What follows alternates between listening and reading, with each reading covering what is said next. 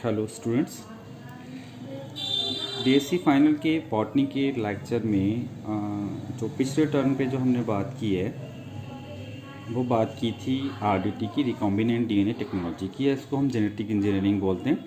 तो जो genetic engineering में टेक्निक्स यूज़ की गई थी, जो isolation of genes and desired gene, उसको आइडेंटिफाई करना और उसको आइसोलेट करना, जो उसका फर्स्ट स्टेप था कि किस जीन को हमें कहीं ऐड करना है, उसको आइडेंटिफाई करना है। तो उसको आइसोलेट करने के लिए, या ये कह सकते हैं कुल जेनेटिक इंजीनियरिंग में जो हम टेक्निक्स यूज करते हैं वो क्या हो सकती हैं, उनको हम आज सीखेंगे। डीएनए व आरएनए प्रोटीन के मिक्सचर को इलेक्ट्रोफोरेसिस द्वारा आइसोलेट करके पहचाना जाता है, परंतु डीएनए स्ट्रैंड में डिजायर्ड सीक्वेंस ज्ञात करने के लिए ब्लॉटिंग टेक्निक का उपयोग किया जाता है, जो निम्न 3 प्रकार की हो सकती है। Number 1, Southern blotting technique. इस टेक्निक का विकास ईएन सॉर्थन 1975 द्वारा किया गया। तो ईएन सॉर्थन जो थे 1975 में इन्होंने इसको डिस्कवर किया। इस टेक्निक के द्वारा किसी डीएनए स्ट्रैंड पर प्रेजेंट सीक्वेंसेस को ज्ञात किया जाता है। इस डीएनए स्ट्रैंड के सीक्वेंस को ज्ञात करने के लिए पहले कुछ डिजायर्ड डीएनए सेगमेंट को अलग करने के लिए डीएनए को एक या अधिक रेस्ट्रिक्शन एंजाइम से रिएक्ट कराकर अनेक फ्रेगमेंट में डिवाइड कर लिया जाता है। अब इन फ्रेगमेंट्स को जेल इलेक्ट्रोफोरेसिस द्वारा गुजारा जाता है, जहां पर डीएनए स्ट्रैंड उनके सीक्वेंस के आधार पर अलग अलग हो जाते हैं। जेल को बेस द्वारा ट्रीट करते हैं, जिससे इलेक्ट्रोड पर प्रेजेंट डीएनए स्ट्रैंड डीनेचर हो जाते हैं। अब इन डीएनए स्ट्रैंड को जेल नाइट्रोसेलुलोजिक फिल्टर पेपर पर ट्रांसफ़र करते हैं।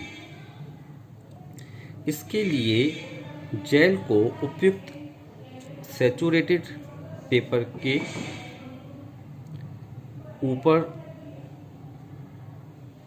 सूखे फिल्टर पेपर रख दिए जाते हैं, जिससे कैपिलरी एक्शन द्वारा बफर नीचे से फिल्टर होता हुआ फिल्टर पेपर तक आ जाता है, तथा बफर के साथ साथ डीएनए फ्रेगमेंट भी ऊपर की ओर मूव करने लगते हैं, तथा इसी दौरान यह डीएनए स्ट्रैंड नाइट्रोसेलुलोजिक फिल्टर पेपर पर अटैच हो जाते हैं और ये क्रिया ब्लॉटिंग कहलाती है। एक तरीके से ये जो इस पैराग्राफ में हमने जो बात की वो ब्लॉटिंग की बात की, किस प्रकार से ब्लॉटिंग की जाती है। फिर क्या करना होता है, हमें नाइट्रोसेलुलोजिक फिल्टर पेपर को 80 डिग्री सी पर बेक करते हैं, यानी कि सेकते हैं, जिससे डीएनए इन फिल्टर पेपर पर परमानेंटली अटैच हो जाते हैं और नाइट्रोसेलुलोजिक फिल्टर पेपर को ज्ञात सीक्वेंस वाले रेडियोमार्क डीएनए या डीएनए प्रॉप सॉल्यूशन में रखा जाता है। इससे अज्ञात डीएनए का कॉम्प्लीमेंट्री डीएनए प्रोब के साथ हाइड्रोलाइज हो जाता है और फिल्टर पेपर को उपयुक्त सॉल्यूशन से होकर प्रोब से हटा दिया जाता है। फिल्टर पेपर को एक्सरे फिल्म के कांटेक्ट में रखकर हीट करते हैं, जिससे फिल्म पर रेडियो एक्टिव प्रोब मॉलिक्यूल के कारण एक इमेज बनती है। इन फिल्म को डेवलप करने पर उन साइट पर एक क्लियर बैंड्स बनते हैं, जहां प्रोब के कॉम्प्लीमेंट्स डीएनए सीक्वेंस जेल में प्रेजेंट होते हैं। अगर इसको हम डायग्राम्स में इसको रिप्रेजेंट करें तो देखिएगा इस तरीके से cleavage without one more restriction enzyme. जैसे एक हमारे पास डीएनए है, तो इस डीएनए को हमने इसको क्लीवेज में विदलत किया, उसको तोड़ा, विदलत वन और मोर रिस्ट्रिक्शन, एक या अधिक एंजाइम यूज करते हैं, उसको हम तोड़ लेते हैं।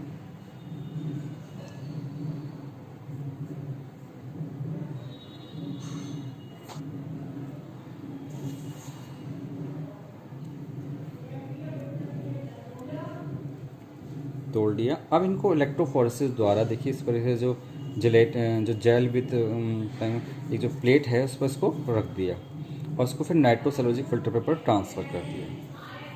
फिर नाइट्रोफ्लोरोसेंट पेपर इस तरह से हम इसको ऐसे जो एक एब्जॉर्बेंट टिश्यू बनाते हैं, इसके अंदर लगा देते हैं, ऊपर से वेट रख देते हैं और नीचे फिल्टर पेपर लगा के नीचे बफर सॉल्यूशन रखते हैं। जैसे ही बफर सॉल्यूशन गर्म करते हैं तो ये जो फ्रेगमेंट हैं इस पर आकर अटैच हो जाते हैं नाइट्रोसेलुलोज फिल्टर पेपर, उससे फिर ये अलग कर लिए जाते हैं।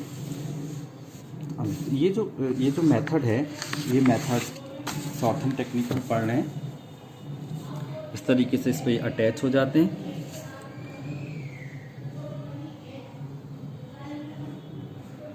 इस पर नाइट्रोसेलुलोज पर डीएनए फ्रेगमेंट्स लगे हुए हैं, इनको हम ऑटो रेडियोग्राफी द्वारा प्राप्त कर लेते हैं। इसका उपयोग क्या है?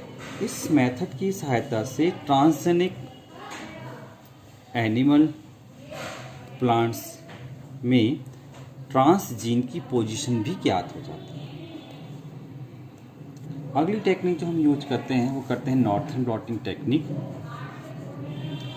इस टेक्निक के द्वारा आरएनए फ्रेगमेंट को जेल इलेक्ट्रोफोरेसिस द्वारा साइज के आधार पर आइसोलेट करते हैं। उसको डीएनए को, जीन्स को अलग करना है, इसमें आरएनए को अलग करना है, कहीं प्रोटीन को भी अलग हमें करना पड़ता है, करते हैं। जेल इलेक्ट्रोफोरेसिस द्वारा साइज के आधार पर आइसोलेट करते हैं। आरएनए अणु का डिपोजिशन आरएनएज के लिए सेंसिटिव होता है।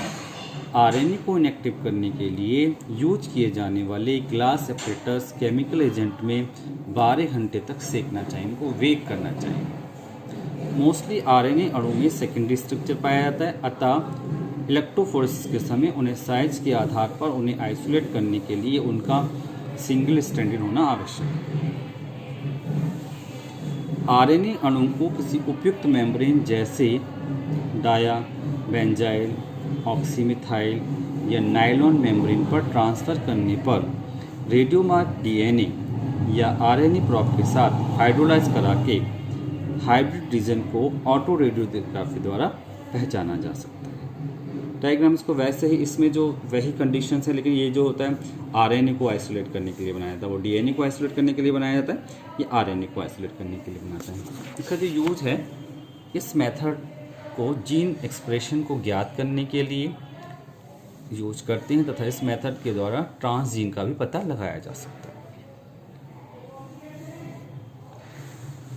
अगली जो टेक्निक है वो है वेस्टर्न ब्लॉटिंग टेक्निक। इस मेथड का विकास प्रोटीन के आइसोलेशन व आइडेंटिफिकेशन के लिए किया जाता है। बहुत से फंक्शनल प्रोटीन 2 या 2 से अधिक सब यूनिट से मिलकर बने होते हैं।